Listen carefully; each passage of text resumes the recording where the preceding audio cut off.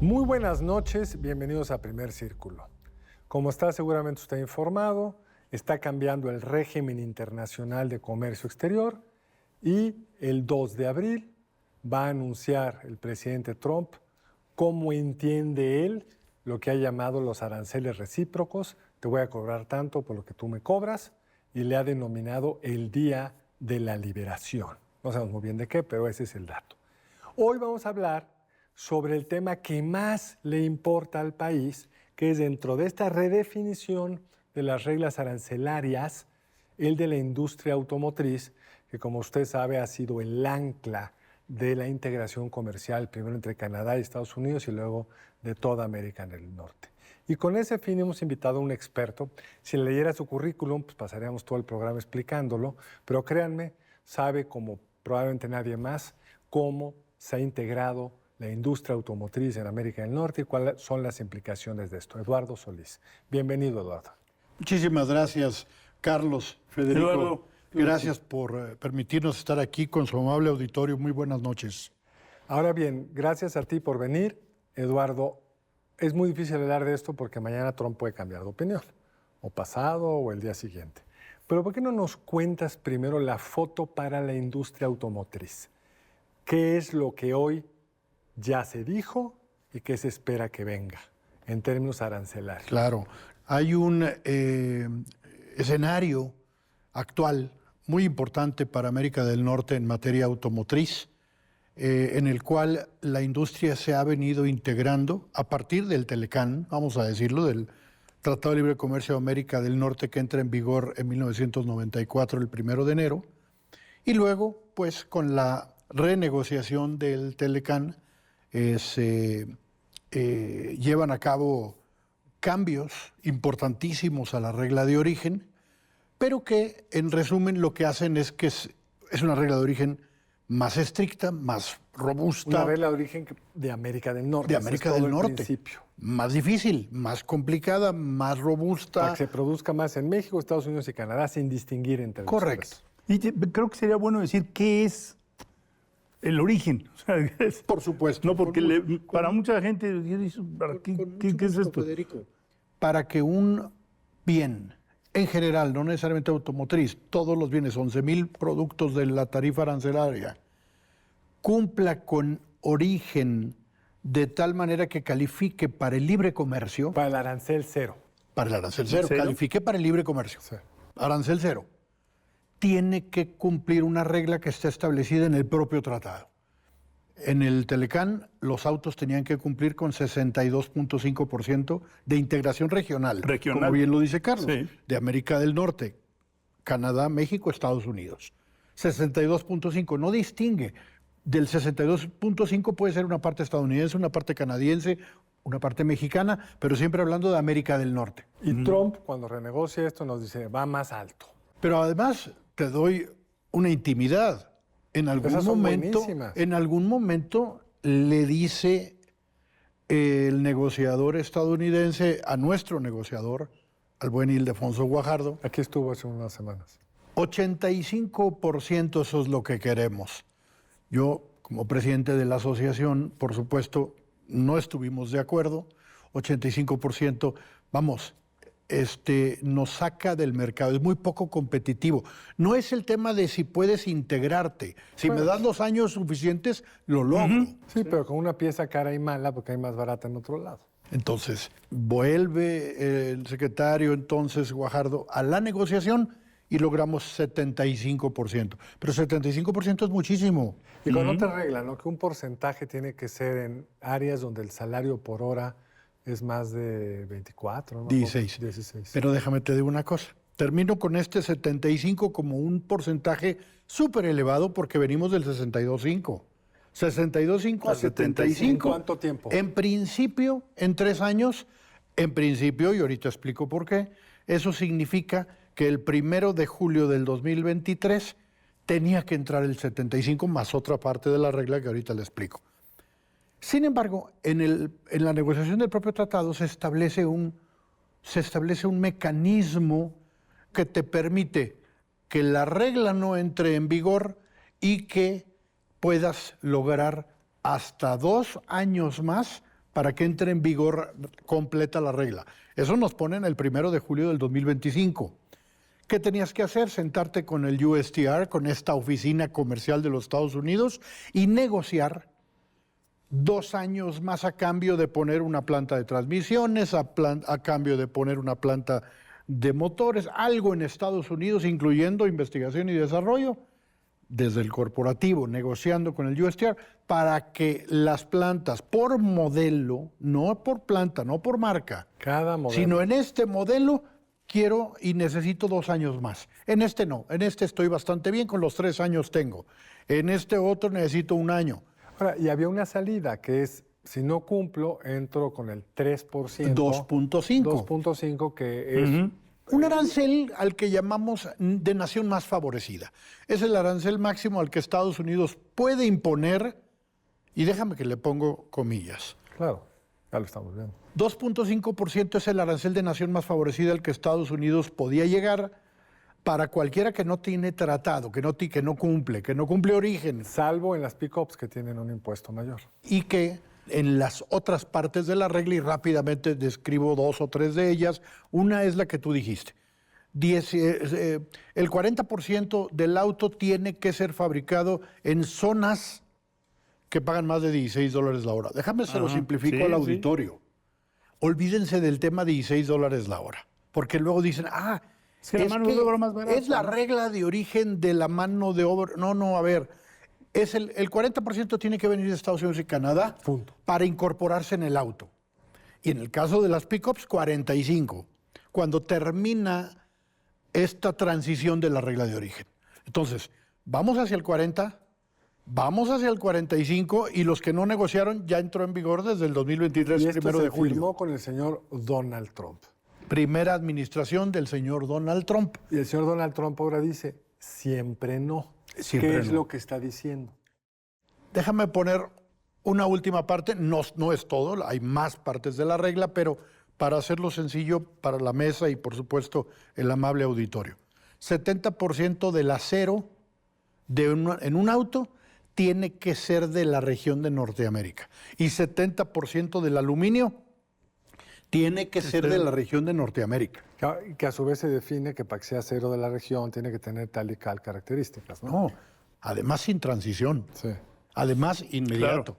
Claro, las marcas con esto de si inviertes lograron atrapar esta dispensa para tener un tiempo Margencito. adicional para cumplir. Pero iban a acabar cumpliendo. 1 de julio de 2025, me entero que hay marcas que incluso negociaron 1 año más a 1 de julio de 2026.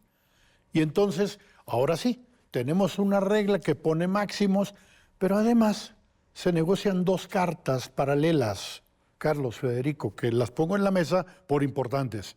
La primera carta paralela dice, Estados Unidos, si impone aranceles como resultado de aplicar esta ley de expansión del 62, llamado la 232, que aduce a seguridad nacional para subir aranceles, México y Canadá podrían quedar exceptuados, y si se utiliza podrán retaliar. Segundo, lo que dice la segunda carta paralela es de que si yo no cumplo origen, yo pagaré un máximo del 2.5 y nunca podrá ser elevado por encima del 2.5. Y en pick-up es más alto, ¿ah? Bueno, si pick-up son 25%, 2.5% máximo de nación más favorecida para automóviles. ¿Qué estamos viviendo? Vámonos ahora sí a lo actual. Lo que tenemos es, primero la amenaza, luego la imposición de aranceles al acero y aluminio, que lo estamos viviendo, encareciendo los insumos para los fabricantes de automóviles, no solo de México, porque esto eleva el precio de los metales, lo estamos viendo, basta abrir el periódico, ya no se abren los periódicos. Yo todavía, pero somos gente vieja. Perdóname, perdón. Usted es la gente vieja que abre periódicos. Nosotros, Federico y yo, que lo que hacemos es vemos las redes sociales, vemos el internet. Todo ¿Y qué estamos viendo con el precio de los metales? Van para arriba todos. ¿Qué pasa? Que después de unas semanas de aguantar, retirar los aranceles que había impuesto para los automóviles y las autopartes del 25%, violando lo que quieran, violando la nación más favorecida, violando el tratado. Las cartas paralelas. Violando nación más favorecida porque era 2.5, para los que no cumplen y para el mundo. Violando las cartas paralelas, violando el tratado que dice cero arancel si cumple origen. Retira esos aranceles y el 2 de abril vamos a tener la orden ejecutiva, como se le llama, es un decreto, en el que Trump ya anunció, y hay un anuncio escrito de la Casa Blanca, donde dice que impondrá aranceles del 25%, que por lo pronto van a quedar libres si son del tratado del TEMEC, del nuevo tratado. Van a quedar libres, pero en lo que en unos días se establece un mecanismo para saber cuánto del auto que viene de de México o de Canadá, cuánto de ese auto es estadounidense y cuánto no lo es. Aunque sea mexicano o canadiense, se le va a imponer 25% al porcentaje que no es de Estados Unidos. Imagínense, Carlos, Federico, una parte, un pistón, un cinturón de seguridad, la parte que hace que sea retráctil, cruza entre 6 y 8 veces los 3 países. ¿Cómo hago yo para decidir el porcentaje que va teniendo cuando Canadá se lo manda a Estados Unidos se lo manda a México, México se lo regresa a Canadá, Canadá pasa a Estados Unidos y finalmente se incorpora en un automóvil o en una camioneta? Y entonces voy a decir, tal porcentaje se hizo en Estados Unidos. O, te la pongo de otra manera, yo soy un proveedor, como le llamamos en la industria, de primer nivel. Primer nivel significa un fabricante que le vende a la armadora. Directamente a la armadora. Ese es un fabricante de primer nivel. Pero tiene proveedores segundo nivel, que es el que le vende al primer nivel.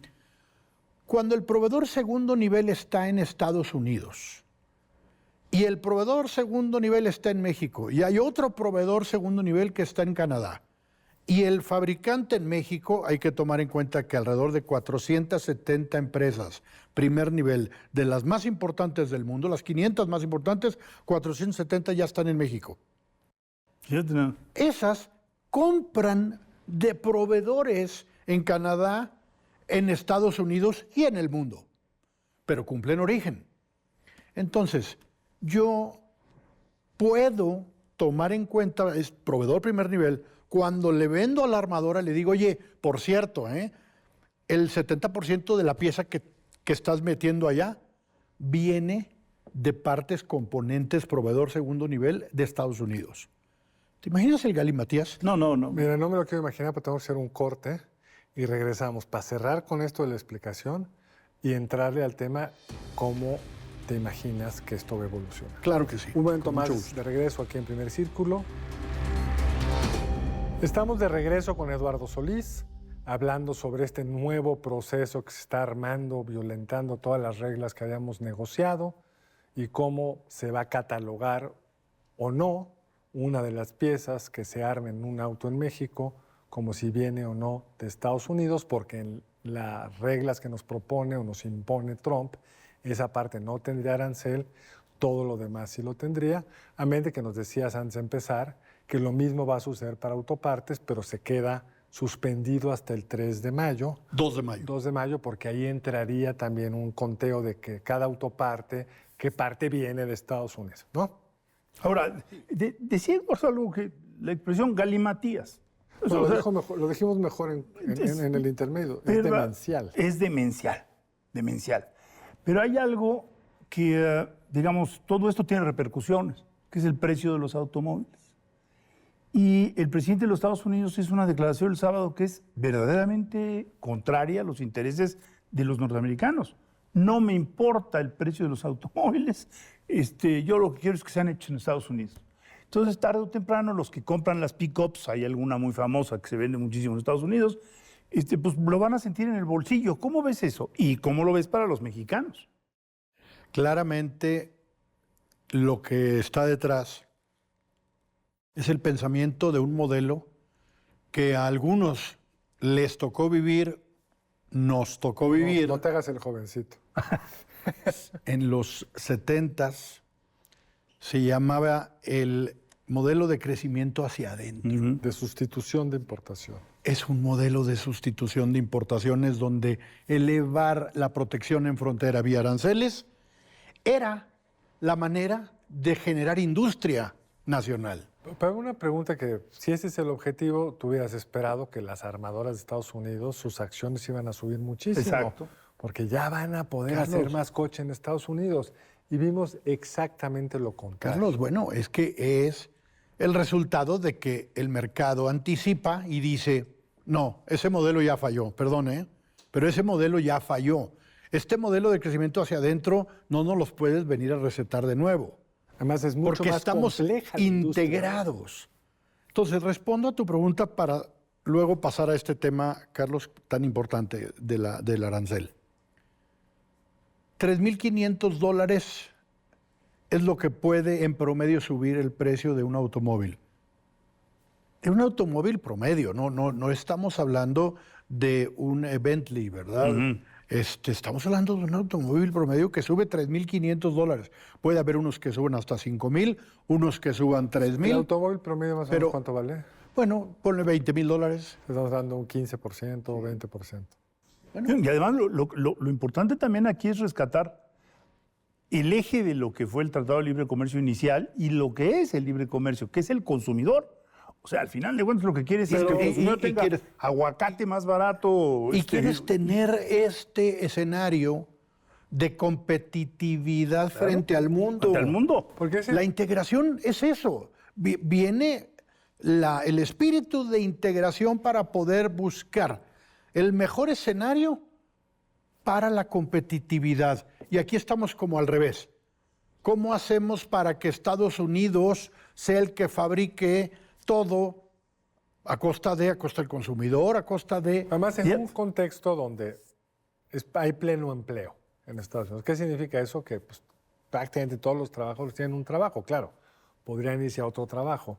Pero en un contexto donde las plantas de manufactura en Estados Unidos tienen trabajo para encontrar quien quiera trabajar Exactamente. en esas plantas. Y en un contexto donde el cambio tecnológico de los autos chinos va rapidísimo. Entonces, sí, una estrategia es hago una frontera así, un blindaje absoluto, pero lo que vas a tener son carros más caros y seguramente menos buenos. ¿Por qué no una frontera trilateral Norteamérica? Vamos. Porque Con, quiere que con la todo se otra. vaya a Estados Unidos. O sea, como región somos la región más productiva, de acuerdo. Como país, Ya no jala igual. ya no jala igual ni para Canadá, ni para Estados Unidos, ni Porque para además el costo, corrígeme Eduardo, si hoy General Motors, Ford, la que sea, dice, bueno, voy a hacer esos coches en Estados Unidos, no tienen las plantas. En algunos modelos pueden usar una línea que ya está con un poco más de intensidad, pero en otros modelos hacer una línea nueva toma, corrígeme, 2 años. No, entre 3 años y medio y 4 Ya años ya tenemos. Imagínate. para cuando se ponga una planta empezando, como dicen los americanos, greenfield. Es decir, Sí. que empieza de cero desde el terreno. Hasta que la planta esté sacando el primer vehículo, pueden pasar 3 años y medio a 4. Pero si es ampliar un existente y le pones una nueva línea, No, ahí sí puedes tardarte 1 año a 1 año y medio, porque por otra parte, mucho de este plazo no es nada más la construcción de la planta, es el desarrollo de proveeduría. Claro. pero- No Fue lo es que pasó como, en Puebla no, hace todo lo que tú medio comprabas siglo. en México y ahora quiero que lo compres aquí. Te voy a dar unos datos.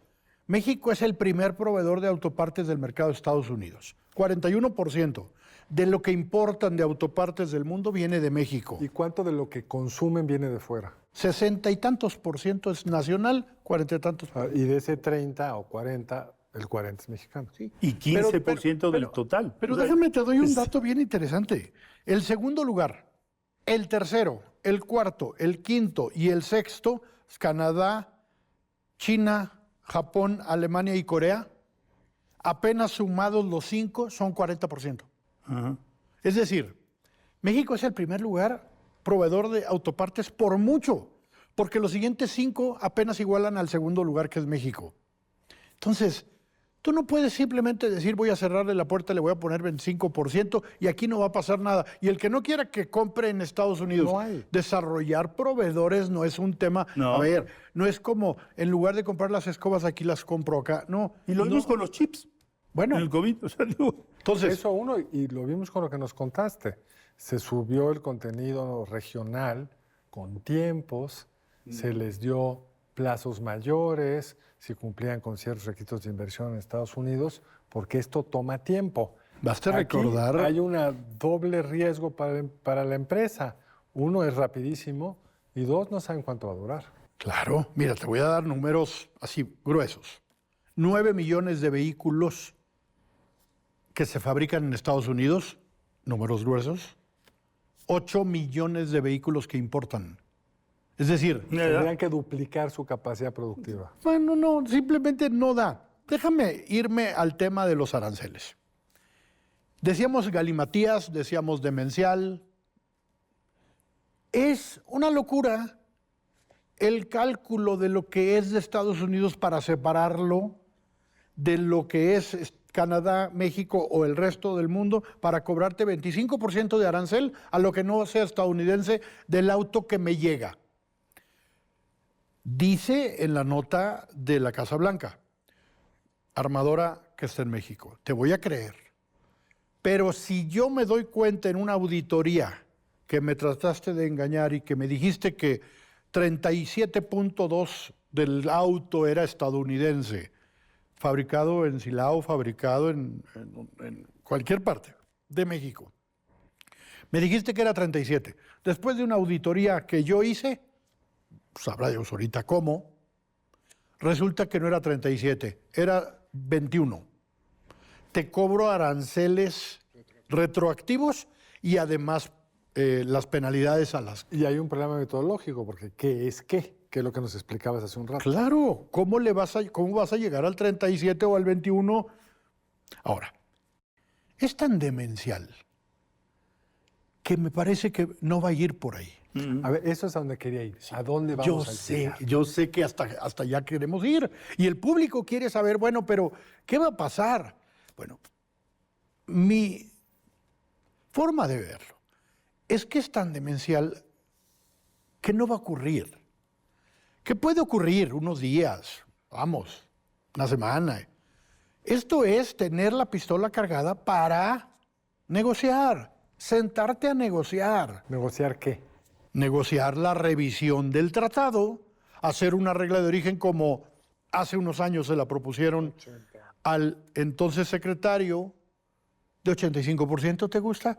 Que en lugar del 40% que dijimos hace unos momentos de Estados Unidos y Canadá, o 45% en camionetas, ya no. Ahora quiero 40%, pero solo de Estados Unidos. Es una locura, también. Pero en el momento que te lo digan, lo que yo voy a decir es, ¿de qué plazo estamos hablando? Digo, va contra todo el pensamiento de competitividad de Norteamérica. Aún en ese escenario, ese coche va a ser más caro y menos. así es. Pero, Y va a haber una reacción del consumidor. pero para nosotros es tener o no tener tratado. Claro. Entonces, yo no estoy diciendo que ya entremos con las manitas dobladas, ¿eh? Fui negociador muchos años, negocié tratados en el Centro Sudamérica, administré el Telecán. No estoy diciendo que entres con las manitas dobladas. Digo yo que lo que necesitamos sí es reaccionar si vemos que amigablemente, como ha ocurrido en las semanas pasadas, no sucede que Trump da marcha atrás. Hagamos estos aranceles compensatorios de una manera muy quirúrgica, escoger cuáles. Lo que está haciendo Canadá, digamos. Sí, de una manera muy quirúrgica como para decir, oye, No estamos mancos. yo hablé contigo, te estoy buscando bien, mandé a mi secretario. Me parece a mí que tenemos que asegurar que entramos a la mesa menos indefensos. Ahora, sí hay que ir a la mesa. No hay que dejar que el tratado se caiga. Claro. Vamos, el desastre de no tener tratado, pues yo creo que ni siquiera lo vamos a poner aquí en la mesa. Además, no solo es no tener tratados, tampoco tener las reglas de la Organización Mundial de Comercio. Así Pero, es. No tener nada. pero sí te voy a decir algo. entrarle a esa discusión de, bueno, Eduardo, pero lo que queremos es que nos digas, ¿tú cómo ves la caída del PIB sin tratado, comparado con... No, es que, a ver, está bien, hay quien dice, no, es que si no hay tratado nos vamos a menos 4%. Hay quien dice, bueno, es que si le bajamos un poquito al arancel podemos ir a menos 1.5. A ver, tenemos que seguir una estrategia que sea ganadora para sí tener el tratado, estar listos para tener una regla de origen más estricta, necesitamos plazo. Y por supuesto, es tan demencial esta situación actual que empezar a entrar en el tema de cómo vamos a administrar lo que no es estadounidense y lo que sí es, va a ocurrir, pero yo creo que no va a durar más de días o semanas. Y tenemos una ventaja, que hay elecciones en el 27. Pues y sí, ahí el tiempo corre en contra de él. Si empieza a haber un desquiciamiento en los precios. Bueno, eso pensábamos con otro presidente de ese mismo corte y al final le fue bien electoralmente. Eduardo, el tiempo se nos ha terminado desgraciadamente porque es un tema fascinante, preocupante, del que hay que estar enterado. Si nos lo permites, te invitaremos pues en unas 2, 3 meses cuando veamos cómo ha ido aterrizando esto. Claro que sí, con mucho gusto. Gracias por permitirme estar aquí en su programa, Carlos, Federico y tu amable auditorio. Buenas noches. Muy buenas noches, nos vemos la próxima aquí en Primer Círculo. Muy buenas noches, nos vemos el lunes entrante, ya después de que haya dicho Trump qué pasó con los aranceles.